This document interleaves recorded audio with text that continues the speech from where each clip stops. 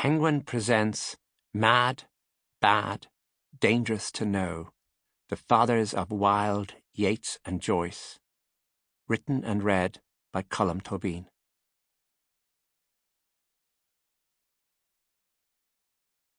For Mary K. Wilmers. Introduction. There's a peculiar intensity about some streets in Dublin that gets more layered the longer you live in the city and the more stray memories and associations you build up. With time, thoughts thicken and become richer, connect more.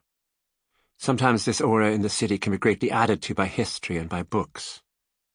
On a busy day, nonetheless, it is possible to go into the General Post Office on O'Connell Street to post a letter or buy a TV licence, and not think at all at first about the 1916 rebellion, which used the post office as its headquarters, or about MacDonagh and MacBride, Connolly and Pearse, the men who led the rebellion, or about Yeats's lines, "When Pearse summoned Cuchulainn to his side, what stalked through the post office, what intellect, what calculation, number, measurement replied." But then I turn and see the statue of Cuchulainn, the mythical Irish warrior made by Oliver Shepherd, which stands in the post office, and remember that Samuel Beckett once asked his friend Con Leventhal to betake himself to the Dublin post office and measure the height from the ground to Cuchulainn's arse, because Neary in Beckett's novel Murphy wished to engage with the arse of the bronze Cuchulainn by banging his head against it. Thus the mind, pondering on nothing much, or the malady of the quotidian, can become bothered by heroes, by history, by headbangers. Before they closed the Bank of Ireland branch at the corner of Pearse Street and Lombard Street East, which is a continuation of Westland Row, I used to walk down there regularly, since it was the branch where I had my account.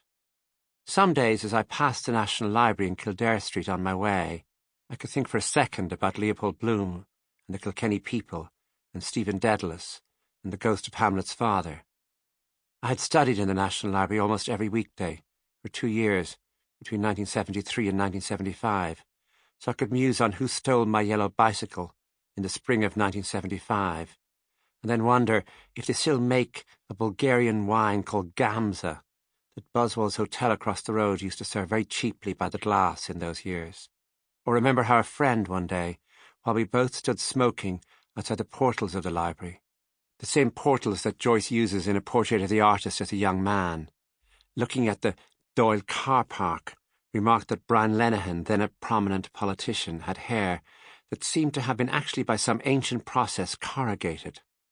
Or recall, on my return from Spain in 1978, how strange I thought it was that there was only one real coffee machine in the whole city, in the Coffee Inn on South Anne Street. And then I turn into South Leinster Street, where the bomb went off in 1974, and I try to remember how many precisely it killed, and wonder why there is no memorial there, and then try to remember what the bomb had sounded like as I sat in the reading room of the National Library that late Friday afternoon. It was like nothing much, in fact. It was more this silence afterwards, and the much more exact memory I have of the rest of that evening in the mad panicking city, watching each parked car with a mixture of suspicion and fear and disbelief, then drinking in Toner's pub in Bagot Street until the early hours, cello music playing on the radio, broken by a hush as each news bulletin came on. And then I half noticed the sign on the gable end of the building, on the opposite side of the street, as the curve of Lincoln Place comes into view. It says, Finn's Hotel. It is funny that the sign hasn't faded more. James Joyce got 2 books out of it, or the title of the second anyway, Finnegan. It was here, on the 10th of June 1904, that Joyce met Nora Barnacle, who worked in the hotel. The 2 young strangers who had locked eyes stopped to talk, and they arranged to meet 4 days later outside the house where Sir William Wilde and his wife Speranza had lived, where they raised their son Oscar, who was 4 years dead by the time Joyce met Nora. When Nora stood Joyce up on the 14th of June, Joyce wrote to her ardently, pleading for another date. I may be blind. I looked for a long time at a head of reddish-brown hair and decided it was not yours. I went home quite dejected. I would like to make an appointment, but it might not suit you. I hope you will be kind enough to make one with me, if you have not forgotten me.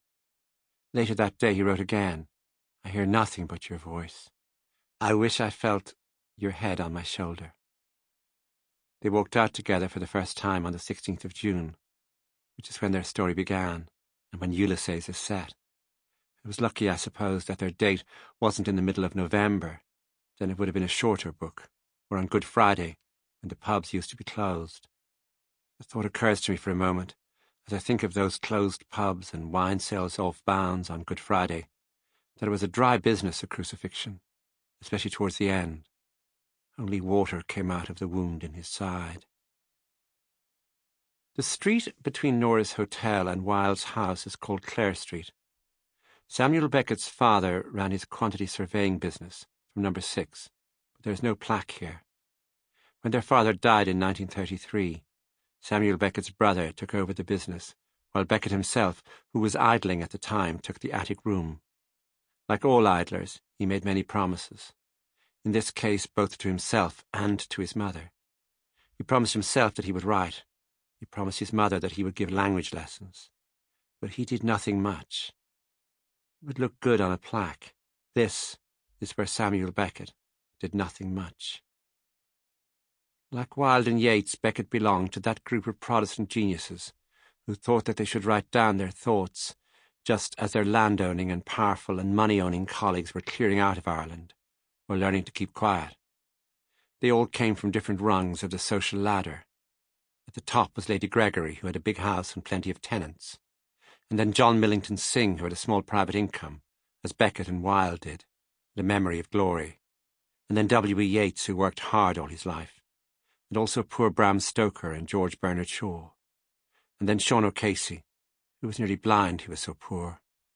All of them baptized into the holy un-Roman and highly Protestant church, and none of them believed a word of it, except poor Lady Gregory, who did indeed hope for heaven, unless O'Casey's communism, which was of the high church sort. He supported the crushing of the Budapest uprising in 1956, for example, was a sort of religion. It must be fun not believing in anything, and having your fellow country people wanting you to clear off to England because of the very religion you don't believe in. This must be why a few of them became interested in posing and twisting things around, and developing their eloquence and working on their silence. It must be why Oscar Wilde loved finding an accepted set of truths and then turning them sharply inside out, and why George Bernard Shaw loved a paradox, and Elizabeth Bowen, who left later, loved the Irish Sea. I turn into Westland Row, passing by Sweeney's chemist, and then down towards the bank. Mr. Beamish, my old bank manager, retired now, gave me money when no one else would. Samuel Beckett, too, had a friend called Beamish, Noel Beamish, an Irish woman who lived in the same French village as him during the war, and left her long utilitarian drawers out to dry beside her younger lover's little frilly underthings. So much has disappeared, so much stays in the memory. The bank is gone, the building is used for something else, and so too the old Academy Cinema, which was once the ancient concert rooms, where Joyce sang and where he said his story of Mother. I saw Fellini's Amarcord in the Academy in the spring of 1975 with my friend Jerry McNamara. In those years, the Irish film censor used to cut the dirty scenes from films with the scissors, so it was only years later that I got to see the episode where the Italian boys all masturbate. It was not deemed fit for us then. Jerry is more than 20 years dead now, and my friend Anthony Cronin, who introduced me to that bank and warned me not to push my luck if Mr. Beamish gave me a loan, is over 2 years gone. He lived for some time around the corner from here in McGuinness Place when he came back from London in the late 1980s with the writer Anne Haverty, whom he later married. He loved these streets and side streets, relishing corners. One of his early poems is called Liking Corners, and it praises the places where corners collect the dust as well as sun, warm brick, warm-fingered stone and bits of glass, minute particulars all afternoon. In the years when he lived here, he wrote a love poem to Anne called Happiness, about making his way home along Westland Row, The poem opens. Sample complete. Ready to continue?